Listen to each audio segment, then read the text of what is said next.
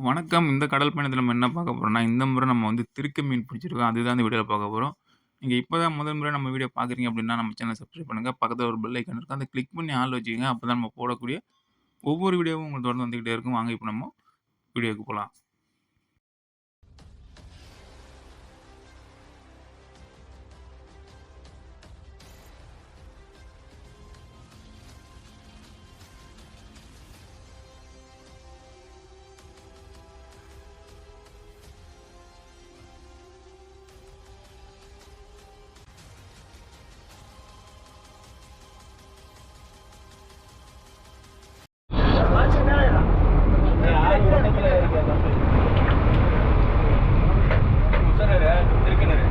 Udemir.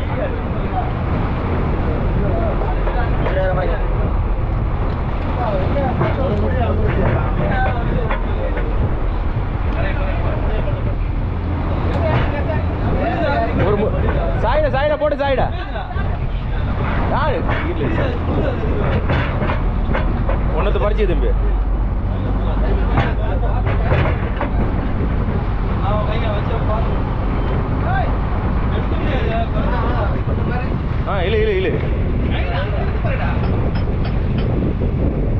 இல்ல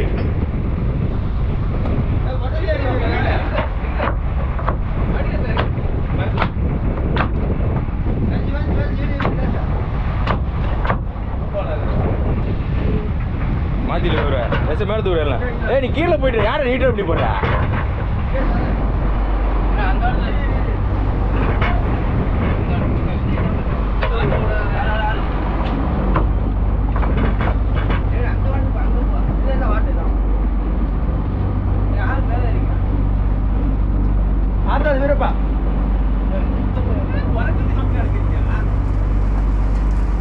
இங்க இழுக்க முடியாதா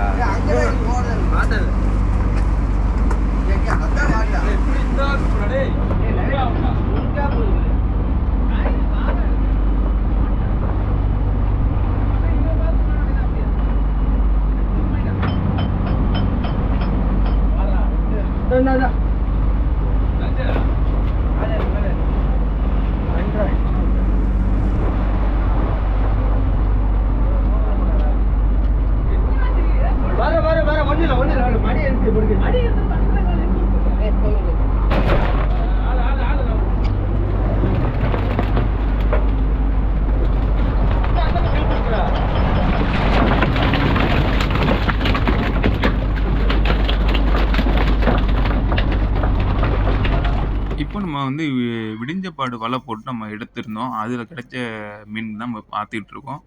அதிகமா என்ன மீன்கள் நமக்கு இந்த முறை கிடைச்சிருக்கு அப்படின்னு பார்த்தீங்கன்னா, அந்த திருக்கைன்னு சொல்லக்கூடிய மீன் தான் கிடைச்சிருக்கு. திருக்கையில இது ஒரு வகை. இது வந்து நம்ம பகுதியில வந்து மட்டத்திருக்க அப்படின்னு சொல்லுவாங்க. நெறைய இடங்கள்ல வந்து ஒரு சில இடங்கள்ல வந்து அ தவளத்திருக்க அப்படின்னு கூட சொல்லுவாங்க. அ வவ்வால் திருக்க அப்படின்னு கூட சொல்லுவாங்க. நம்ம பகுதியில வந்து இது மட்டத்திருக்க அப்படின்னு சொல்லுவோம். அ உங்க ஏரியால இந்த மீன வந்து என்ன பேர் சொல்லி சொல்லுவாங்க அப்படின்னு கமெண்ட்ல சொல்லுங்க. கிட்டத்தட்ட இந்த முறை நமக்கு கிடைச்ச அந்த திருக்க மீன பார்த்தோம் அப்படின்னா, ஒரு 500 கிலோ வரைக்கும் இருக்கும் அப்படின்னு நெனைக்கிறேன். ஆ அதுக்கு அதிகமா கூட இருக்கலாம். ஆனா மீன் வந்து கொஞ்சம் மீன் பெருமீனும் கொஞ்சம் கலப்பா தான் இருக்கு. இதுல வந்து இந்த மீனெல்லாம் பிரிச்சு எடுத்து தான் அந்த திருக்கைலாம் உள்ள வைக்க முடியும். அது இல்லாம இந்த திருக்கையில வந்து திருக்குனாலே எல்லாமே வால்ல வந்து முள் இருக்கும். 1 இல்ல 2 அது மாரி முள்ளு வால் ஓரத்துல இருக்கும். அந்த முள்ள எடுத்துட்டு தான் நம்ம உள்ள இது பண்ணணும். அது இல்லாம காத்தும், கடலும் கொஞ்சம் சீற்றமா இருக்கிறதுனால வந்து போட் பயங்கரமா ஆடிக்கிட்டே இருக்கு. அதனால தான் பார்த்தோம் அப்டின்னா, நம்ம மீன உள்ள கொண்டு வரும்போது என்ன ஆச்சுன்னா, அந்த மீனோட மடி வந்து அந்த பக்கம், இந்த பக்கம் ஆடும்போது, அந்த கயிற வந்து இழுத்து பிடிச்சதுனால அந்த சுருக்கு போய் ரொம்ப இறுகிடுச்சு. அப்படி சுருக்கு இறுகுனதுனால தான் வந்து நம்ம வந்து மடியிலேருந்து மீன வெளிய எடுக்கும்போது, அந்த சுருக்க அவுக்கறதுக்கு அவ்வளோ நேரம் ஆயிடுச்சு.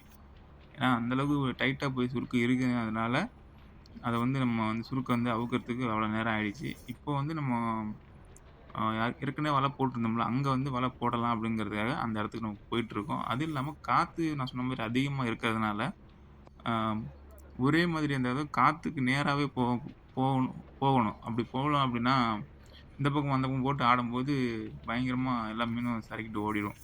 அதனால தான் இப்படி நேராவே போயிட்டுருக்கோம்.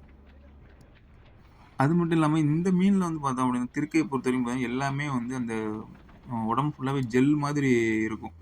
அது என்ன பண்ணும் அப்படின்னு பார்த்தீங்கன்னா, பயங்கரமா வழுக்கும். அது வந்து நம்ம ஆள்லாம் வந்து போட்ல நிக்கும்போது ரொம்ப சிரமமா இருக்கும். உங்களுக்கு பார்த்தாலே தெரியும். எப்படி வந்து மீன் வழுக்கிட்டு அங்க இங்கேயும் போகுது பாருங்க. இது ஏன் ஏன் அப்படின்னா, அந்த உடம்பு ஃபுல்லாவே வந்து ஜெல் மாதிரி இருக்கிறதுனால, பயங்கரமா வந்து வழுக்கும். அதனால நம்ம நின்னு வந்து வேலை பார்க்க முடியாது. காத்து கொஞ்சம் வேகமா வீசும்போது பார்த்தீங்கன்னா, நம்ம நின்னு வந்து அந்த இடத்துல இருக்க முடியாது. அதுவும் இல்லாம இதுல வந்து முள்ளு வேற இருக்குல்ல. சப்போஸ் கால்ல வந்து நம்ம பட்டுச்சு அப்படின்னா, முள்ளு குத்துனுச்சுன்னா ரொம்ப ரொம்ப சிரமமா போயிடும். அது இல்லாம இதுல திருக்க மீனுக்கு இருக்கக்கூடிய முள்ளு வந்து கொஞ்சம் வித்தியாசமா இருக்கும். மற்ற முள்ளு மாதிரி இல்லாம வித்தியாசமா இருக்கும். அந்த முள்ளு எப்படி இருக்குன்னு பார்த்தீங்கன்னா, நேரா குச்சி மாதிரி நீட்டா இருக்கும். ஆனா 2 பக்கமும் வரி வரியா இருக்கும். 2 பக்கமும் வந்து அதாவது இந்த ரம்பம்லாம் இருக்குல்ல, அந்த மாதிரி 2 பக்கமும் வரி வரியா இருக்கும். 2 பக்கமும் உள்ள வரியும் வந்து ஒரே பக்கமா இருக்கும். முள்ளு குத்தும்போது உள்ள ஏறிடுச்சு அப்படின்னா, திரும்ப வெளிய எடுக்கும்போது செதையெல்லாம் பிச்சுட்டு வர்ற மாதிரி இருக்கும். அந்த மாதிரி டைப் தான் இந்த திருக்க மீன்ல இருக்கக்கூடிய முள்ளு. இந்த திருக்கைலாம் பார்த்தீங்கன்னா, ஒரு 70லேருந்து 80, ரூ. 100 இருக்கும். இதோட கிலோ வந்து ஒரு 1 கிலோ வந்து அவ்வளது இருக்கும். அது மாரி திருக்கைக்கு வந்து பார்த்தீங்கன்னா, இந்த பூண்டு மிளகு குழம்பு அப்படின்னு சொல்லுவாங்க. அதுதான் வந்து ரொம்ப ரொம்ப சூப்பரா இருக்கும். இந்த மாதிரி திருக்கை சின்னது கிடைச்சாலும் நீங்க சமைச்சு பாருங்க. அவ்வளோ சூப்பரா இருக்கும். அது மட்டும் இல்லாம இந்த பொதுவா திருக்கை மீன் பார்த்தீங்கன்னா, அந்த ஆ குழந்தை பிறந்த அந்த தாய்மார்கள்லாம் இருக்காங்கல்ல, அவங்களுக்கு வந்து இந்த பால் அதிகமா வர்றதுக்காக நம்ம திருக்கை, சுறா மீன் அது மாதிரிலாம் வந்து அந்த பூண்டு மிளகு குழம்பு வச்சு குடுப்பாங்க. இது இது இந்த மாதிரி வகையான உள்ள மீன்லாம் வந்து அந்த மாரி தான் சாப்பிடணும். மற்ற இந்த குழம்பு சாதாரணமா வைக்கிறாங்கல்ல, அந்த மாரி குழம்பு மாரி வச்சா இது அந்த டேஸ்ட்டா இருக்காது. திருக்கை மீன பொறுத்தவரைக்கும் அந்த பூண்டு மிளகு குழம்புன்னு சொல்லுவாங்க. அந்த மாதிரி வச்சா மட்டும் தான் அந்த டேஸ்ட் இருக்கும். அந்த மொத்த மீன்கள்லேருந்து கொஞ்சம் கொஞ்சமா அந்த கலப்பு மீன்கள் தனித்தனியா எடுத்து போட்டதுல அந்த பக்கம், இந்த பக்கம் கொஞ்சம் எடுத்து போட்டுருக்கோம். இருந்தாலும் கூட அந்த வால்ல இருக்கிற அந்த முள்ள வந்து எடுக்குறாங்க பாருங்க. சும்மாலாம் வந்து நம்ம அந்த முள்ள பிடிச்சு எடுக்க முடியாது. கைய அறுத்து விட்டுரும். அத வந்து க்ளவுஸ் வச்சு தான் அந்த முள்ள எடுக்க முடியும். முள்ள வந்து நம்ம தலைகீழ திருப்புனோம் அப்படின்னா டக்குன்னு உடைச்சிட்டு வந்துரும். அந்த வால்லருந்து பிச்சுட்டு வந்துரும். அதுக்கு பிறகு தான் நம்ம வந்து அந்த மீன உள்ள கொண்டு போய் உள்ள வைக்க முடியும். இது மாதிரி கலப்பு மீன்கள்லாம் பார்த்தீங்கன்னா, நம்ம போன வீடியோல பார்த்துருந்தோம். அதில ஒரே வகை மீன் தான் இருந்துச்சு. இதில கொஞ்சம் கலப்பா இருக்கு. அதே மாதிரி அதுக்கு பிறகு நம்ம இந்த செக்கல் போடு வலை போட போறோம்ன்னு சொன்னோம்ல, அப்போ கூட நமக்கு வந்து கொஞ்சம் கலப்பு மீன்கள் கிடைச்சிருந்து. அப்போ வந்து பார்த்தீங்கன்னா, மழை பெஞ்சுது. கொஞ்சம் காத்து அதிகமா இருந்ததுனால அந்த வீடியோ எடுக்க முடியல. இல்லன்னா கூட அந்த வீடியோ நம்ம எடுத்திருந்திருக்கலாம். இப்பவே பார்த்தீங்கன்னா, ரொம்ப ஒரு மாரி இருட்டிக்கிட்டு கொஞ்சம் ரொம்ப பனிமூட்டமாவும் ஒரு மாரி மூட்டம்லாம் அப்படியே ரொம்ப ஒரு மாரி கடலே இருட்டாகுற மாரி தான் இருக்கு. பகல் நேரத்திலே இப்ப காலையில வந்து ஒரு 8 மணிக்கு நம்ம வலை எடுத்திருக்கோம். 8 மணி மாதிரியே தெரியல. அந்த அளவுக்கு வந்து கொஞ்சம் மேகமூட்டமா இருக்கிற மாரியே இருக்கு. ஒரு நண்பர் கூட கமெண்ட்ல கேட்டிருந்தாரு. அந்த 5 கிலோ, 10 கிலோ அந்த மாதிரி வந்து மீன் நீங்க குடுப்பீங்களா? அப்படின்னு சொல்லி கேட்டிருந்தாங்க. நீங்க வந்து எந்த மாதிரி வேணாலும் வந்து நீங்க நேர்ல வந்து எப்படி வேணாலும் வாங்கிக்கலாம். எவ்வளோ மீன் வேணாலும் வாங்கிக்கலாம். ஆ பார்சல் பண்ண கேட்குறாங்க அவங்க. பார்சல் பண்ண நம்ம வந்து வீட்ல இருந்து நம்ம இத பார்க்குற ஆள் இல்ல. அதனால வந்து நம்ம இத செய்ய முடியாது. கொஞ்சம் கஷ்டமா இருக்கும். ஏன்னா நம்ம கடலுக்கு போயிட்டு வந்தாலே நம்ம போட்ல இருக்கிற அந்த வலை இந்த மாதிரி வேலையெல்லாம் பார்க்கும்போதே நமக்கு வந்து வீட்ல இருக்கிற டைமே ரொம்ப ரொம்ப கம்மியா தான் இருக்கும். அதனால இப்ப வந்து நம்ம கடலுக்கு போறதுனால பார்த்தீங்கன்னா, அத வந்து நம்ம செய்ய முடியாது. அந்த முள்ள பாருங்க எப்படி இருக்கு அப்படிங்கிறத.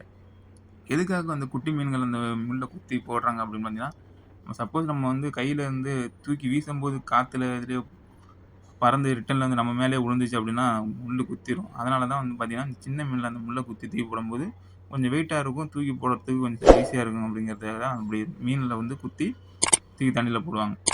ஏன்னா நம்ம காத்துக்கு ஏத்த மாதிரி வந்து அந்த முள்ள தூக்கி போட்டு வீசுனோம் அப்படின்னா, திரும்ப நம்ம மேலயே வந்து பட்டுரும். அதுக்கு தான். இது மாதிரி இன்ட்ரஸ்டிங்கான வீடியோ கடல் பயணத்துல வந்துகிட்டே இருக்கும். பாருங்க. நன்றி.